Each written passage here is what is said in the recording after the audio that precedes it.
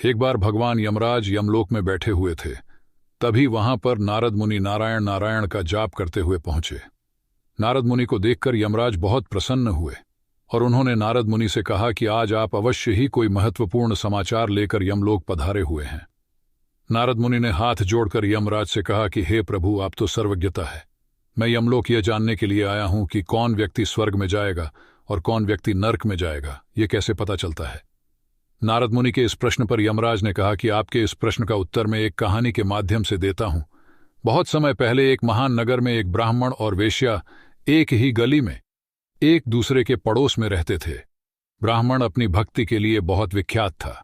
वह सारा दिन अनंत कर्मकांड करने के लिए प्रसिद्ध था। वह तप और संयम का जीवन जीता था। वह कभी हंसता नहीं था और स्वयं को महान संत समझता था। भक्तों को वह ईश्वर की ओर ले जाने वाले उस मार्ग का उपदेश देता था जो केवल त्याग और समर्पण से प्रशस्त था। दूसरी ओर वेश्या जीवन यापन के लिए अपना शरीर बेच रही थी।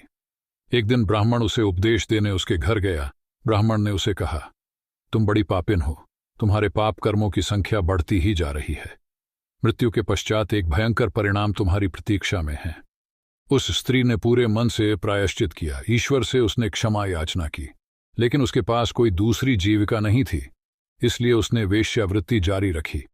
मगर उसने एक क्षण भी ईश्वर से क्षमा याचना और विनती करना नहीं छोड़ा। ब्राह्मण और वेश्या की मृत्यु एक ही दिन हुई। मृत्यु के देव यम उस स्त्री की आत्मा को लेने आए और उसे स्वर्ग की ओर ले गए, जबकि ब्राह्मण की आत्मा को नरक में डालने के लिए दैत्य पहुंचे।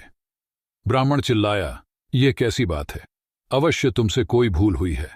मैंने पवित्र जीवन जिया है, मैं नरक में क्यों जाऊंगा, जबकि पाप का जीवन जीने वाली यह स्त्री स्वर्ग जा रही है।